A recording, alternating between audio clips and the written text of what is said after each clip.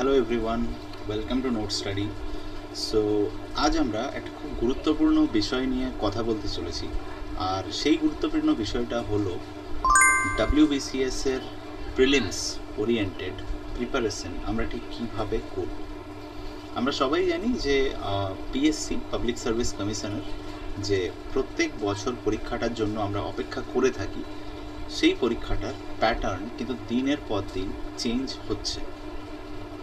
এখানে আমরা only discuss করব ইংলিশ নিয়ে, কারণ আমি রয়েছি নীলকৃষ্ণা মুখার্জি তোমাদের সাথে, এবং তোমাদের ইংলিশ এবং কারেন্ট অ্যাফেয়ার্স এডুকেটর।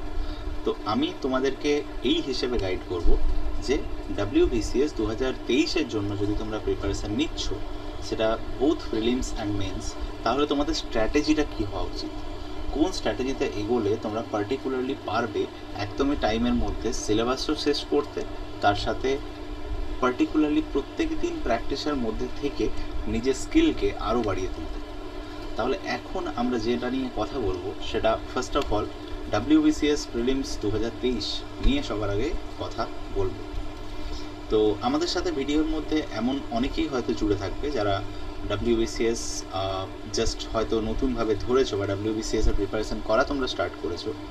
তাদের জন্য বলে রাখি যে নিয়মিত প্র্যাকটিসের মধ্যে দিয়ে ডাব্লিউবিসিএস কিন্তু আমরা ক্র্যাক করতে পারি, এবং এখানে এই পার্টিকুলার ভিডিওটা টার্গেট ডাব্লিউবিসিএস প্রিলিমস 2023-এর ওপরে কিন্তু বেস্ট। এখানে মাথায় রাখতে হবে, ফার্স্ট অফ অল আমি এটা বলবো যে কোন কোন জিনিস তোমরা ডাব্লিউবিসিএস-এর জন্য পড়বে। তো এখানে যে জিনিসগুলো তোমরা ডাব্লিউবিসিএস-এর জন্য পড়তে পারো বা যে জিনিসগুলো পড়া উচিত সেটা হলো প্রথমত ফিল ইন দ্য ব্ল্যাঙ্কস, যেটা কিন্তু থাকবেই পরীক্ষায়।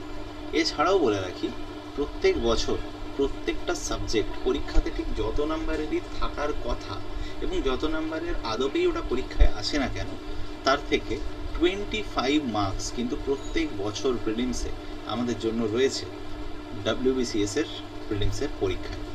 এই 25 মার্কসের মধ্যে যদি তুমি 21 সিকিওর করতে পারো, তাহলে কিন্তু তোমার বাকি সাবজেক্টের যে জায়গাগুলো সেটা কিন্তু তোমার খুব ইজি হয়ে যায়। এবং সত্যি কথা বলতে এই 20 থেকে 21 নাম্বারটা তুলতেই কিন্তু সবাই একটু পিছিয়ে পড়ে। তো তার জন্য দরকার এবং সেটা কীভাবে হবে, সেই জিনিসটাই বেসিক্যালি এখন আমরা আলোচনার মধ্যে দিয়ে দেখব। প্রথমত এখানে ফিল ইন দ্য ব্ল্যাঙ্কস যেটা রয়েছে সেটা তোমাদেরকে মাথায় রাখতে হবে যে এবারেও যদি তোমরা ডাব্লিউবিসিএস-এর 2022-এর প্রিলিমসের প্রশ্নপত্র দেখে থাকো, তোমরা দেখবে যে বেশ কিছু জায়গায় ফিল ইন দ্য ব্ল্যাঙ্কস থেকে কিন্তু ভালো রকম প্রশ্ন এসেছে। এছাড়া অপোজিট ওয়ার্ড যেটাকে আমরা অ্যান্টোনিম বলছি এবং সিমিলার ওয়ার্ড যেটাকে আমরা সিনোনিম বলছি, এই দুটোও কিন্তু আমাদের এখানে যথেষ্ট পরিমাণে জায়গা রাখে, এটা মাথায় রাখতে হবে। প্রত্যেকটা অ্যান্টোনিম এবং সিনোনিম মনে কিভাবে রাখবে সেটার বিষয়ে আমি একটু পরে কথা বলছি, ঠিক আছে? কারণ এটাকে মেমোরাইজ করা বা মনে রাখাটাই হচ্ছে সবথেকে বড় একটা চ্যালেঞ্জ যেটা স্টুডেন্টের কাছে হয়ে ওঠে। দ্বিতীয়ত এটার জন্য তোমরা পার্টিকুলারলি প্রত্যেকটা দিন নিজের পক্ষে 20টা করে প্রত্যেক দিন নিজের পক্ষে 20টা করে সিনোনিম এবং অ্যান্টোনিম তোমরা কিন্তু প্র্যাকটিস করতে পারো। এছাড়া তোমরা করতে পারো যেখান থেকে হচ্ছে ইডিয়ামস অ্যান্ড ফ্রেজ। তো ইডিয়ামস এখানে রয়েছে ডাব্লিউবিসিএস-এর মধ্যে, তোমরা সবাই জানো, এবং তার সাথে ফ্রেজেসও কিন্তু রয়েছে, যেখান থেকে এবারেও কিন্তু প্রশ্ন এসেছে। তো এখান থেকে 4 মার্কসের অলমোস্ট দেখা যায়, 4টে মার্ক প্রায় এখান থেকে ইডিয়ামস এবং ফ্রেজ থেকে কিন্তু দেখা যায়। এরপর তোমরা চলে আসো প্রিপোজিশন। আমরা জানি প্রিপোজিশন এমন একটা জিনিস যেটা আমরা অলমোস্ট ক্লাস ছোটোবেলা থেকে পড়ে আসছি, যবে থেকে আমরা পার্টস অফ স্পিচ শিখেছি, ঠিক আছে? এবং এই পার্টস অফ স্পিচ শেখার সাথে সাথেই আমরা প্রত্যেকটা পার্টস অফ স্পিচের মধ্যে আমরা জানি যে 8টা পার্টস অফ স্পিচ থাকে, তার মধ্যে প্রিপোজিশন একটা। এবং সত্যি কথা বলতে যদি এই জিনিস প্র্যাকটিস না করা হয়, তাহলে পরীক্ষায় কিন্তু এমন কিছু ট্রিকি প্রিপোজিশন দিয়ে থাকে যেগুলো স্টুডেন্টকে ওই কয়েক সেকেন্ডের মধ্যে আনসার নিতে খুব প্রবলেম ক্রিয়েট করে। এছাড়া আরেকটা জিনিস হলো এটা যে পরীক্ষায় তো আর পুরো ঘন্টা ধরে আমরা নিশ্চয়ই লিখবো না, তাহলে সেক্ষেত্রে প্রশ্নপত্র দেখার সাথে সাথে যাতে আমাদের জিনিসটা মাথায় আসে, সেটার জন্য কিন্তু দরকার রিগোরাস প্র্যাকটিস, আর তার সাথে কনসেপ্টটা ক্লিয়ার থাকা খুব জরুরি। প্রত্যেকটা বিষয়ের এখানে যে ধারণা রয়েছে এগুলো কিন্তু ক্লিয়ার থাকা খুব জরুরি, যেটাকে আমরা কনসেপ্ট ক্লিয়ার ক্লাস বলছি, ঠিক আছে। এছাড়া মানে এমন অনেক স্টুডেন্টকে আমি দেখেছি যাদের প্রিপোজিশনের জায়গাটায় কিন্তু খুব অসুবিধা হয়। কোথায় টু হয়, কোথায় টুয়ার্ডস হয়, কোথায় ইন হয়, কোথায় ইন টু হয়, কোথায় আপ হয়, কোথায় আপ টু হয়, কোথায় অ্যাবাভ হয়, কোথায় অন হয়, কোথায় বিলো হয়, কোথায় বিনিথ হয়। এই সমস্ত জিনিসগুলো কিন্তু আমরা দেখতে পাই প্রিপোজিশনের ক্ষেত্রে। এর ছাড়াও তোমরা পড়তে পারো ফ্রেজাল ভার্ব, যে ফ্রেজাল ভার্বের ক্ষেত্রে আমরা জানি যে একটা ভার্ব এবং একটা প্রিপোজিশন একসাথে মিলে ফ্রেজাল ভার্ব তৈরি করে। তো যেখানে ওই ভার্বটার মিনিংটার সাথে পুরো ফ্রেজাল ভার্বের যে মিনিংটা সেটা কিন্তু পুরোপুরি আলাদা হয়, এবং আমাদেরকে এখান থেকে ফ্রেজাল ভার্বটা পরীক্ষাতে গিয়ে করে আসার জন্য বেশ কিছু ফ্রেজাল ভার্ব প্র্যাকটিসের মধ্যে দিয়ে মাথায় রাখতে হবে। শুধুমাত্র মিনিং মুখস্থ করলেই চলবে না, তার যে কনটেক্সটটা রয়েছে সেই কনটেক্সটটাও কিন্তু আমাদেরকে বুঝতে হবে। কনটেক্সট যদি আমাদের মাথায় ঢোকে তবেই কিন্তু আমরা পরীক্ষায় গিয়ে সেখানে পারফর্ম করতে পারব। এছাড়া রয়েছে তোমাদের ওয়ান ওয়ার্ড সাবস্টিটিউশন, যাকে আমরা বাংলায় বলছি এক কথায় প্রকাশ, ঠিক আছে। তো এই এক কথায় প্রকাশ যেটা, এটাও কিন্তু আমাদের রয়েছে WBCS প্রিলিমসের মধ্যে। আমাদের এক কথায় পুরো ব্যাপারটাকে আমরা এক জায়গায় লিখে যদি প্রকাশ করতে পারি, তাহলে সেক্ষেত্রে আমাদের জানতে হবে যে পুরো ফ্রেজটার মানে একটা কথায় বলতে কি বোঝায়। যেমন যদি আমি বলি যে ধরো বললাম অল্ট্রুইস্ট, এটা বোধহয় পরীক্ষায় তোমরা হয়তো দেখেছো। এই যে ওয়ার্ডটা, এই ওয়ার্ডটা তোমাদেরকে দিয়ে দেবে যে একটা পার্টিকুলার বড় কথা সেটাকে এক কথায় কি বলে, বা এই যে অল্ট্রুইস্ট, এই অল্ট্রুইস্টের মানেটা কি, এটা ভেঙে দিয়ে দিতে পারে, ঠিক আছে। তো এক্ষেত্রে কিন্তু কনফিউশনের জায়গা থাকে। এই জিনিসগুলো স্টাডি করলেই কিন্তু WBCS এর প্রিলিমস তোমরা মোটামুটিভাবে সিকিওর করে নিতে পারবে। আমি মোটামুটিভাবে বললাম এই কারণে, কারণ এছাড়াও আরও বেশ কিছু জিনিস আমাদের কিন্তু রয়েছে এখানে, যেটা তোমাদের আমি নেক্সট পেজে বলছি। এখানে যদি আমরা আরও ভালো করে দেখি তাহলে আমাদের এবার যে ব্যাপারটায় নজর দিতে হবে সেটা হলো ইংলিশ গ্রামার, ঠিক আছে। তোমরা যদি দেখে থাকো WBCS এর কোয়েশ্চেন পেপার, সেখানে কিন্তু ইংলিশ গ্রামারের ওপর কিন্তু এখন অনেকটা জোর দেওয়া হচ্ছে। যেমন ধরো ইংলিশ, এর আগে কি হতো, এর আগে শুধুমাত্র এই টপিকগুলো পড়লেই আমাদের মোটামুটিভাবে হয়ে যেত, কিন্তু এখন ইংলিশ গ্রামারের ওপরেও কিন্তু খুব জোর দেওয়া হচ্ছে। গ্রামার মানে ধরো কম্পাউন্ড সেন্টেন্স, ধরো কমপ্লেক্স সেন্টেন্স, ধরো ভয়েস, ধরো ন্যারেশন। এবারে নিশ্চয়ই দেখেছো এরকমভাবেও প্রশ্ন এসেছে। এছাড়াও আমরা দেখেছি যে পার্টস অফ স্পিচ, এই জিনিসটা থেকেও কিন্তু এবারে প্রশ্ন এসেছে। যেমন একটা বেশ ভালো প্রশ্ন করেছিল, এই অ্যাডজেক্টিভ যে কথাটা সেটা কিন্তু কি টাইপের পার্টস অফ স্পিচ। এবারে এই যে প্রশ্নটা খুব ইজি একটা প্রশ্ন, কিন্তু পরীক্ষার হলে তোমাকে এটা ভাবাবে যে আচ্ছা অ্যাডজেক্টিভ আদৌ কোন টাইপের পার্টস অফ স্পিচের মধ্যে পড়ে। তো এটা অনেকে ঠিক করে দিয়ে এসেছে, আবার অনেকে কিন্তু ভুল করে দিয়ে এসেছে। যাই হোক, আনসারটা কিন্তু এখানে নাউন হতো, ঠিক আছে। অ্যাডজেক্টিভ কিন্তু অ্যাকচুয়ালি একটা নাউন। আচ্ছা, এছাড়াও তোমাদেরকে বলবো প্রত্যেক দিন, ঠিক আছে, এই ইংলিশ গ্রামারটাকে তোমরা কিন্তু প্র্যাকটিসের মধ্যে রাখো, ঠিক আছে। ইংলিশ গ্রামার প্র্যাকটিসের মধ্যে রাখো, এবং তাছাড়া যেটা তোমাদেরকে করতে হবে সেটা হলো প্রত্যেক দিন একটা 30 থেকে 45 মিনিটসের একটা নিউজ পেপার রিডিংয়ের সেশন কিন্তু প্রত্যেক দিন তোমাদের করতে হবে। অবশ্যই নিউজ পেপার রিডিং দরকার কেন, তো এটা দুটো কারণের জন্য দরকার। একটা কারণ হলো ইংলিশের যে সমস্ত, এর আগেই আমি বলেছি যে সিনোনিমস অ্যান্টোনিমস রয়েছে, এই দুটো জিনিস কিন্তু এখান থেকে ক্লিয়ার হবে। এছাড়া ভোক্যাবস বা ভোক্যাবুলারি যেটা তোমার, সেই ভোক্যাবুলারি কিন্তু তোমার এনরিচ হবে এই নিউজ পেপার রিডিং থেকেই, ঠিক আছে। এছাড়া যদি আমরা দেখে থাকি তো নিউজ পেপার রিডিংটা আবার অন্য একটা কাছেও লাগে, সেটা হলো কারেন্ট অ্যাফেয়ার্সের ক্ষেত্রে। কারেন্ট অ্যাফেয়ার্সের ক্ষেত্রে কিন্তু প্রত্যেক দিন নিউজ পেপারটা পড়তে থাকলে তোমাদের যথেষ্ট পরিমাণে ক্লিয়ার হবে যে কোন ব্যাপারটা তোমাদের কীভাবে বা প্রত্যেকটা জিনিস কীভাবে জড়িত।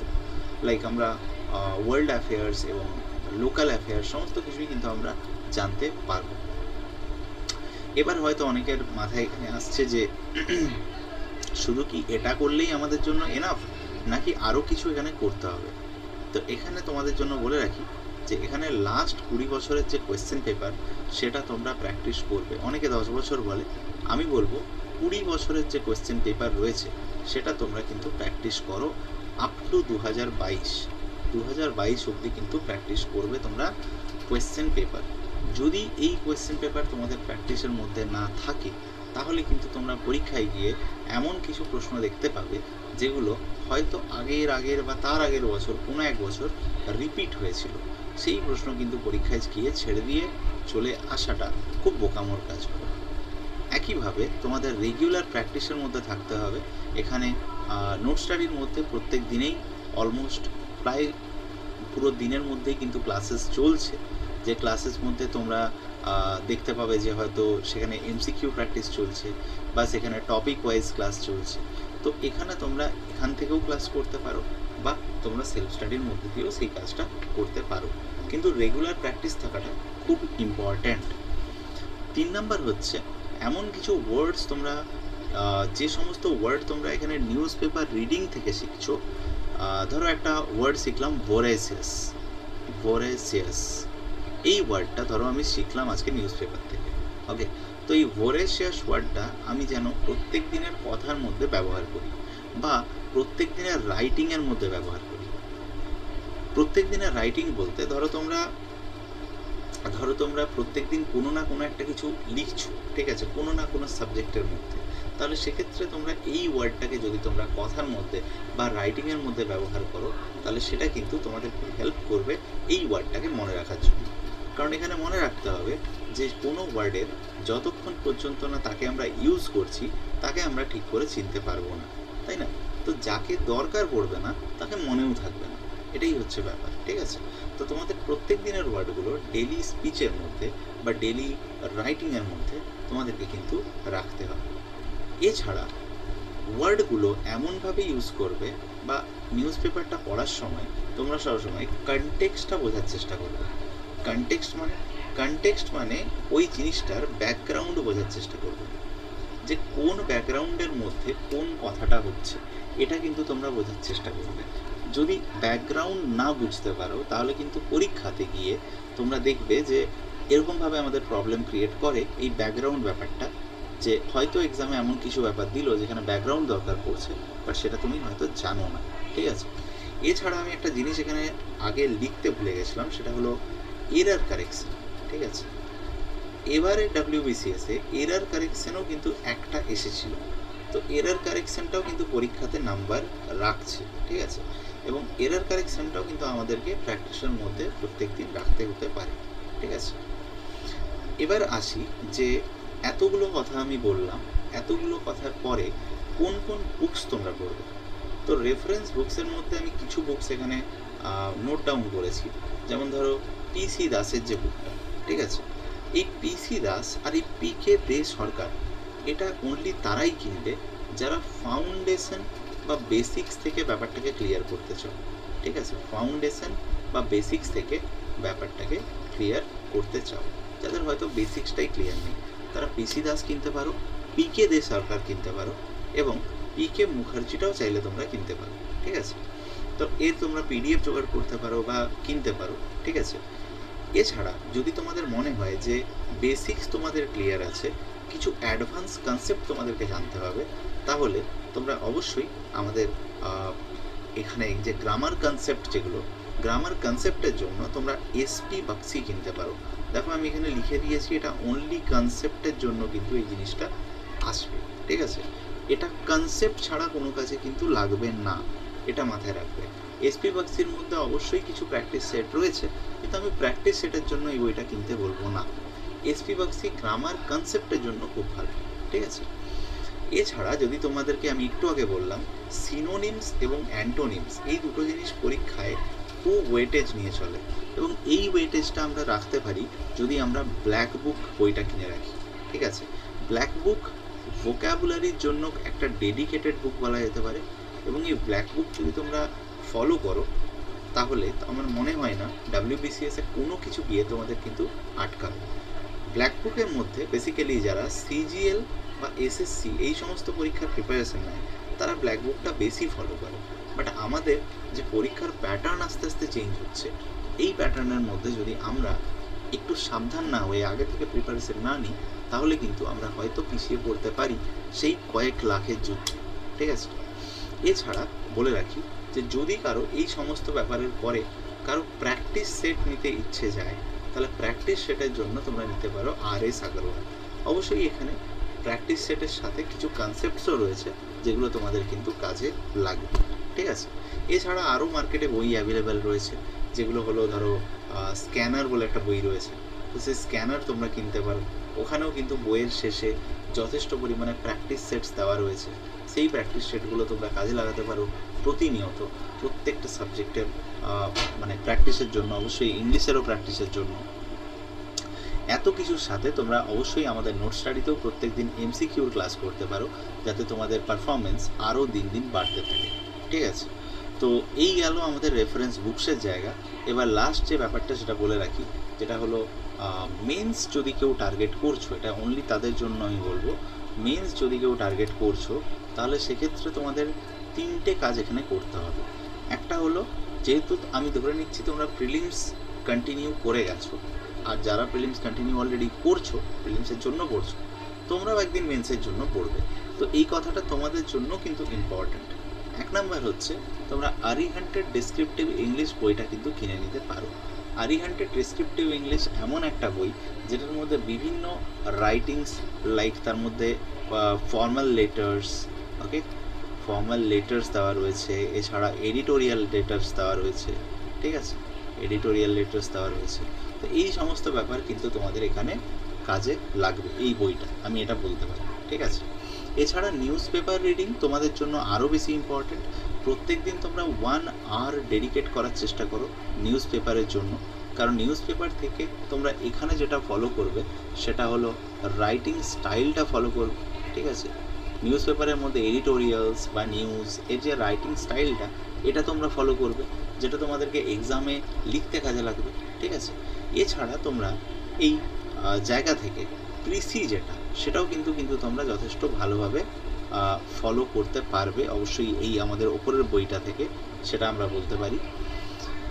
এছাড়াও আমি বলে রাখি যে তোমাদেরকে পারসেপশনটা একটু বিল্ড আপ করতে হবে। পারসেপশন মানে কোনো একটা ঘটনা কোথায় ঘটছে, কীভাবে ঘটছে, সেটা ঠিক কীভাবে রিপ্রেজেন্ট করা হচ্ছে একটা নিউজ পেপারের মধ্যে, তো সেটা তোমরা কিন্তু এই নিউজ পেপার রিডিংয়ের মধ্যে দিয়েই কিন্তু ধরতে পারবে, ঠিক আছে।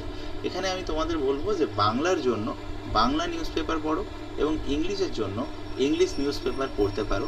ধরো তোমরা ইংলিশের জন্য ধরো ইন্ডিয়ান এক্সপ্রেস পড়লে, ঠিক আছে, ইন্ডিয়ান এক্সপ্রেস পড়লে, ধরো তোমাদেরকে অ্যাকচুয়ালি কিন্তু কোনো রকমের নিউজ পেপার না কিনলেও চলবে। বিভিন্ন টেলিগ্রাম গ্রুপ রয়েছে যেখানে মান্থলি খুব কম টাকার মধ্যে তোমাদেরকে কিন্তু নিউজ পেপার প্রোভাইড করে দেওয়া হয়, ঠিক আছে, তো সেখানে তোমরা জয়েন করে নিতে পারো। এছাড়া আরও রাস্তা রয়েছে, তোমরা নিজেদের যে ফেসবুক পেজ রয়েছে বা ফেসবুক যে তোমাদের অ্যাকাউন্ট রয়েছে, সেখানে তোমরা নিউজ পেপারের যে পেজগুলো, সেগুলোই তোমরা লাইক করে নিতে পারো। তাহলে সেখানে যখন আপডেট আসবে, সবার আগে আপডেট তোমাদেরকেই দেওয়া হবে, তো সেক্ষেত্রে অটোমেটিক্যালি তোমরা কিন্তু আপডেটটা পেয়ে যাচ্ছ। এছাড়া আমি বলতে পারি, এছাড়াও যদি তোমরা হার্ড কপি কেউ পড়তে চাও, সেটা অবশ্যই পড়তে পারো, সেটা আরও পার্সপেক্টিভ ভালোভাবে বিল্ড আপ করে, ঠিক আছে। এছাড়া last but not the least, যেটা হলো রাইটিং স্টাইল। রাইটিং স্টাইলের মধ্যে রেগুলার আনসার রাইটিং প্র্যাকটিস তোমাদেরকে কিন্তু করতে হবে, 1টা বা 2টো করে, ঠিক আছে।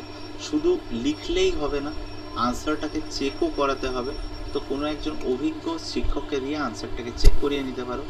আমাদের নোট স্টাডিতেও যে পেড সেকশন রয়েছে, সেখানে কিন্তু আনসার্স রাইটিং এবং সেটা চেক আপ দুটোই কিন্তু করানো হয়, ঠিক আছে। আর 2 নাম্বার হচ্ছে, এখানে ইন্টারডিসিপ্লিনারি মেথড নেওয়ার চেষ্টা করো, নিজের রাইটিংয়ের মধ্যে বিভিন্ন সাবজেক্টের যে নলেজ, সেটাকে ইনকর্পোরেট করার চেষ্টা করো, তাহলে তোমার এই রাইটিং স্টাইলটা কিন্তু যথেষ্টভাবে ইমপ্রুভ করবে, ঠিক আছে। এই যদি তোমাদের থাকে, তাহলে এই সমস্ত জিনিস বলেই আমরা বেসিক্যালি আজকের সেশনটাকে শেষ করব। শেষ করার আগে বলে যাই যে রেগুলার ক্লাসেস আমাদের তোমরা নোট স্টাডিতে ফলো করতে পারো।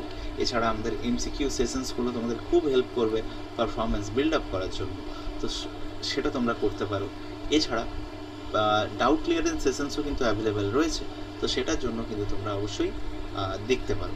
তো ডাউট ক্লিয়ারেন্স সেশনে তোমাদের পার্সোনাল যা ডাউট রয়েছে, সেগুলো কিন্তু সমস্ত ধরে ধরে সলভ করানো হয়।